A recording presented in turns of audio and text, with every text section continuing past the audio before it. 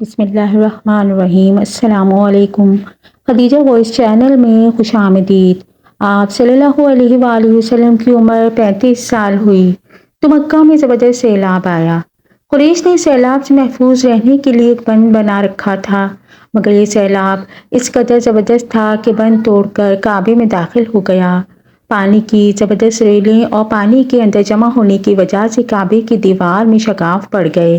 اس سے پہلے ایک مرتبہ یہ دیواریں آگ لگ جانے کی وجہ سے کمزور ہو چکی تھیں، اور یہ واقعہ اس طرح ہوا تھا کہ ایک مرتبہ کوئی عورت کعبے کو دھونی دے رہی تھی کہ اس آگ میں سے ایک چنگاری اڑ کر کعبے کے پردوں تک پہنچ گئی۔ اس سے پردوں کو آگ لگ گئی اور دیواریں تک جل گئیں۔ اس طرح دیواریں بہت کمزور ہو گئی تھی۔ یہی وجہ تھی کہ سیلاب نے ان کمزور دیواروں میں شگاف کر دیے۔ سیدنا ابراہیم علیہ السلام نے کعبے کی جو دیواریں اٹھائی تھی وہ 9 گز اونچی تھیں۔ ان پر چھت نہیں تھی۔ لوگ کعبے کے نذرانے وغیرہ لاتے، نذرانے کپڑے اور خوشبوؤں وغیرہ ہوتی تھیں۔ کعبے کے اندر جو کنواں تھا یہ سب نذرانے اس کنویں میں ڈال دیے جاتے تھے۔ کنواں اندرونی حصے میں دائیں طرف تھا۔ اس کو کعبے کا خزانہ کہا جاتا تھا۔ کعبے کے خزانے کو ایک مرتبہ ایک چور نے چرانے کی کوشش کی۔ چور کنویں میں ہی مر گیا۔ اس کے بعد اللہ تعالیٰ نے اس کی حفاظت کے لیے ایک سانپ کو مقرر کر دیا۔ یہ سانپ کنویں کے منڈیر پر بیٹھا رہتا، کسی کو خزانے کے نزدیک نہیں آنے دیتا تھا۔ قریش پر خوفزدہ رہتے تھے۔ اب جبکہ کعبے کی دیواروں میں شگاف پڑ گیا اور نئے سرے سے اس کی تعمیر کا مسئلہ پیش آیا تو اللہ تعالیٰ نے ایک پرندے کو بھیجا، اس سانپ کو اٹھا لے گیا۔ یہ دیکھ کر قریش کے لوگ بہت خوش ہوئے۔ اب انہوں نے نئے سرے سے کعبے کی تعمیر کا فیصلہ کر لیا اور پروگرام بنایا کہ بنیادیں مضبوط بنا کر دیواروں کو زیادہ اونچا اٹھایا جائے۔ اس طرح دروازے کو بھی اونچا کر دیا جائے گا تاکہ کعبے میں کوئی داخل نہ ہو، صرف وہی شخص داخل ہو جسے وہ اجازت دیں۔ اب انہوں نے پتھر جمع کیے۔ ہر قبیلہ اپنے حصے کے پتھر الگ جمع کر رہا تھا۔ چندہ بھی جمع کیا گیا۔ چندے میں انہوں نے پاک کمائی دی، ناپاک کمائی نہیں دی۔ مثلاً طوائفوں کی آمدنی، سود کی کمائی، دوسروں کا مال غصب کر کے حاصل کی گئی دولت چندے میں نہیں دی۔ پاک کمائی انہوں نے بلا وجہ نہیں دی۔ ایک خاص واقعہ پیش آیا تھا جس سے وہ اس نتیجے پر پہنچے تھے کہ اس کام میں صرف پاک کمائی لگائی جائے گی۔ وہ واقعہ یوں تھا کہ قریشی سردار ابو وہب اور عمر بن عابد نے جب یہ کام شروع کرنے کے لیے ایک پتھر اٹھایا تو پتھر اس کے ہاتھ سے نکل کر پھر اسی جگہ پہنچ گیا جہاں سے اسے اٹھایا گیا تھا۔ اس پر قریشی حیران و پریشان ہوئے۔ آخر خود وہب کھڑا ہوا، بولا، اے گروہ قریش، کعبے کی بنیادوں میں سوائے پاک مال کے کوئی دوسرا مال شامل مت کرنا۔ بیت اللہ کی تعمیر میں کسی بدکار عورت کی کمائی، سود کی کمائی یا زبردستی حاصل کی گئی دولت ہرگز شامل نہ کرنا۔ یہ واحد نبی کریم صلی اللہ علیہ وآلہ وسلم کے والد حضرت عبداللہ کا ماموں تھا اور وہ اپنی قوم میں ایک شریف آدمی تھا۔ جب قریش کے لوگ خانہ کعبہ کی تعمیر کے لیے پتھر ڈھونڈ رہے تھے تو ان کے ساتھ نبی صلی اللہ علیہ وآلہ وسلم بھی پتھر ڈھونڈنے میں شریک تھے۔ آپ صلی اللہ علیہ وآلہ وسلم پتھر اپنی گردن پر رکھ کر لا رہے تھے۔ تعمیر شروع کرنے سے پہلے قریش کے لوگوں نے خوف محسوس کیا کہ دیواریں گرانے سے کہیں ان پر کوئی مصیبت نازل نہ ہو جائے۔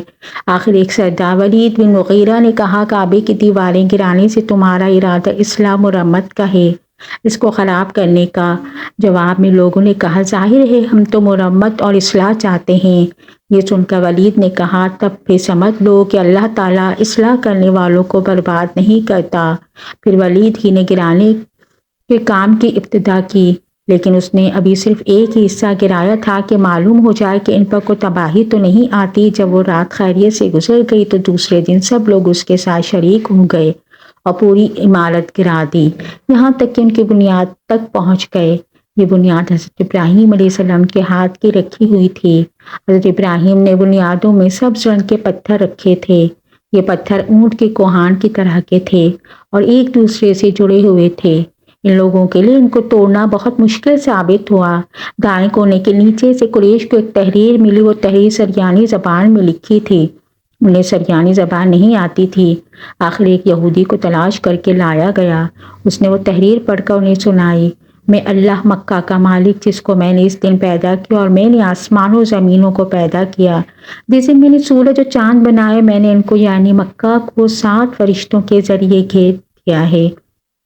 اس کی عظمت اس وقت تک ختم نہیں ہوگی جب تک اس کی دونوں طرف پہاڑ موجود ہیں، اور ان پہاڑوں کے سردار ایک تو ابو قبیس پہاڑ ہے جو کہ صرف پہاڑی کے سامنے ہے، اور دوسرا قاقان پہاڑ ہے جو مکے کے قریب ہے، جس کا رخ ابو قبیس پہاڑ کی طرف ہے۔ یہ شہر اپنے باشندوں کے لیے پانی اور دودھ کے لحاظ سے بہت بابرکت و نفع والا ہے۔ یہ پہلی تحریر تھی۔ دوسری مقام ابراہیم سے ملی، اس میں لکھا تھا کہ مکہ اللہ تعالیٰ کا محترم و معظم شہر ہے۔ تیسری تحریر اس سے کچھ فاصلے سے ملی، اس میں لکھا تھا جو بلائی بولے گا لوگ اس پر شک کریں گے، یعنی اس جیسا بننے کی کوشش کریں گے، اور جو شخص رسوائی بوئے گا وہ رسوائی اور ندامت پائے گا۔ تم برائیاں کر کے بھلائی کی آس لگاتے ہو، ہاں یہ ایسا ہی ہے جیسے کیکر یعنی کانٹے دار درخت میں کوئی انگور تلاش کریں۔ یہ تحریر کعبے کے اندر پتھر پر کھدی ہوئی ملی۔ کعبے کی تعمیر کے سلسلے میں قریش کو پتھروں کے علاوہ لکڑی کی بھی ضرورت تھی۔ چھت و دیواروں میں لکڑی کی ضرورت تھی۔ لکڑی کا مسئلہ اس طرح حل ہوا کہ ایک جہاز عرب کے ساحل سے آ کر ٹکرا گیا۔ آج اس مقام کو جدہ کا ساحل کہا جاتا ہے، پہلے مکہ کا ساحل کہلاتا تھا، اسی لیے مکہ کے قریب ترین ساحل یہی تھا۔ ساحل سے ٹکرا کر جہاز ٹوٹ گیا۔ وہ جہاز کسی رومی تاجر کا تھا۔ اس جہاز میں شام روم کے لیے سنگ مرمر کی لکڑی اور لوہے کا سامان لے جایا جا رہا تھا۔ قریش کو اس جہاز کے بارے میں پتہ چلا، یہ لوگ وہاں پہنچے اور لوگوں سے لکڑی خرید لی۔ اس طرح چھت کی تعمیر میں اس لکڑی کو استعمال کیا گیا۔ آخر خانہ کعبہ کی تعمیر کا کام ہجر اسود تک پہنچ گیا۔ اب یہاں ایک نیا مسئلہ پیدا ہوا۔ سوال یہ پیدا ہوا کہ ہجر اسود کو کون اٹھا کر اس جگہ پر رکھے گا؟ ہر قبیلہ فضیلت خود حاصل کرنا چاہتا تھا۔ یہ جھگڑا اس حد تک بڑھا کہ مرنے مارنے تک نوبت آ گئی۔ قبیلہ عبد الدار نے تو قبیلہ عدی کے ساتھ مل کر ایک برتن میں خون بھرا اور نہار ڈبو کر کہا ہجر اسود ہم خود رکھیں گے۔ اسی طرح دوسرے قبیلے بھی اٹھ گئے۔ آخر وہ سب بیت اللہ میں جمع ہوئے۔ ان لوگوں میں ابو امیہ بن مغیرہ تھا، اس کا نام حذیفہ تھا۔ قریش کے پورے قبیلے میں سب سے زیادہ عمر والا تھا۔ یہ ام المومنین سیدہ ام سلمہ رضی اللہ تعالیٰ عنہ کا باپ تھا۔ یہ قریش کے انتہائی شریف لوگوں میں سے تھا۔ مسافروں کا سفری سامان کھانا وغیرہ دینے کے سلسلے میں بہت مشہور تھا۔ جب کبھی سفر کرتا تو اپنے ساتھیوں کے کھانے پینے کا سامان خود کرتا تھا۔ اس وقت شدید جھگڑے کو ختم کرنے کے لیے اس نے ایک حل پیش کیا۔ اس نے سب سے کہا قریش کے لوگوں اپنا جھگڑا ختم کر کے تم یوں کرو کہ حرم کے صفا نامی دروازے سے جو شخص سب سے پہلے داخل ہوگا اس سے فیصلہ کرا لو، تمہارے درمیان جو فیصلہ کرے وہ سب اس کو مان لے۔ یہ تجویز سب نے مان لی۔ آج اس دروازے کو باب السلام کہا جاتا ہے۔ دروازہ رکن یمنی اور رکن اسود کے درمیانی حصے کے سامنے ہے۔ اللہ کی قدرت کے اس دروازے سے سب سے پہلے حضور صلی اللہ علیہ وآلہ وسلم تشریف لائے۔ قریش نے جیسے ہی آپ کو دیکھا تو پکار اٹھے یہ تو امین ہے، یہ تو محمد ہے، ہم ان پر راضی ہیں۔ ان کے ایسا کہنے کی وجہ یہ تھی کہ قریش اپنے آپس کے جھگڑوں کے فیصلے آپ صلی اللہ علیہ وآلہ وسلم ہی سے کرتے تھے۔ آپ کسی کی بے جا حمایت نہیں کرتے تھے، نہ بلا وجہ کسی کی مخالفت کرتے تھے۔ پھر ان لوگوں نے اپنے جھگڑوں کی تفصیل آپ صلی اللہ علیہ وسلم کو سنائی۔ ساری تفصیل سن کر آپ نے فرمایا ایک چادر لے آؤ۔ وہ لوگ چادر لے آئے۔ آپ صلی اللہ علیہ وسلم نے اس چادر کو بچھایا، اپنے دستے مبارک سے ہجر اسود کو اٹھا کر اس چادر میں رکھ دیا۔ اس کے بعد آپ صلی اللہ علیہ وسلم نے ارشاد فرمایا کہ قبیلے کے لوگ اس چادر کا ایک ایک کنارہ پکڑ لیں، پھر سب مل کر ان کو اٹھائیں۔ انہوں نے ایسا ہی کیا۔ چادر کو اٹھائے ہوئے اس مقام تک آ گئے جہاں ہجر اسود کو رکھنا تھا۔ پھر اس کے بعد نبی صلی اللہ علیہ وسلم نے ہجر اسود کو اٹھا کر اس کی جگہ رکھنا چاہا، لیکن عین اسی وقت ایک نجدی شخص آگے بڑھا اور تیز آواز میں بولا بڑی تعجب کی بات ہے کہ آپ لوگوں نے کم عمر نوجوان کو اپنا رہنما بنا لیا، اس کی عزت افزائی میں لگ گئے۔ یاد رکھو اس شخص سب کو گروہوں میں تقسیم کر دے گا، تم لوگوں کو پارا پارا کر دے گا۔ قریب تھا کہ لوگوں میں اس کی باتوں سے ایک بار پھر جھگڑا ہو جائے، لیکن پھر خود ہی انہوں نے محسوس کر لیا کہ حضور صلی اللہ علیہ وسلم نے جو فیصلہ کیا ہے وہ لڑانے والا نہیں، لڑائی ختم کرنے والا ہے۔ چنانچہ ہجر اسود کو نبی صلی اللہ علیہ وآلہ وسلم نے اپنے مبارک ہاتھوں سے اس جگہ پر رکھ دیا۔ مورخوں نے لکھا ہے نجدی شخص دراصل ابلیس جو اس موقع پر انسانی شکل میں آیا تھا۔ جب کعبے کی تعمیر مکمل ہو گئی تو قریش نے اپنے بتوں کو پھر سے اس میں سجا دیا۔ کعبے کی تعمیر جو قریش نے کی تھی چوتھی تعمیر تھی۔ سب سے پہلے کعبے کو فرشتوں نے بنایا تھا۔ بعض صحابہ نے فرمایا ہے کہ زمین و آسمان کو پیدا کرنے سے پہلے اللہ تعالیٰ کا عرش پانی کے اوپر تھا۔ جب عرش کو پانی پر ہونے کی وجہ سے حرکت ہوئی تو اس پر یہ کلمہ لکھا گیا، اللہ تعالیٰ کے سوا کوئی معبود نہیں، محمد صلی اللہ علیہ وآلہ وسلم اللہ کے رسول ہیں۔ اس کلمے کے لکھے جانے کے بعد عرش ساکن ہو گیا۔ پھر جب اللہ نے آسمان و زمین کو پیدا کرنے کا ارادہ کیا تو اس نے پانی پر ہوا کو بھیجا، اس سے پانی میں موجیں اٹھنے لگیں، بخارات اٹھنے لگے۔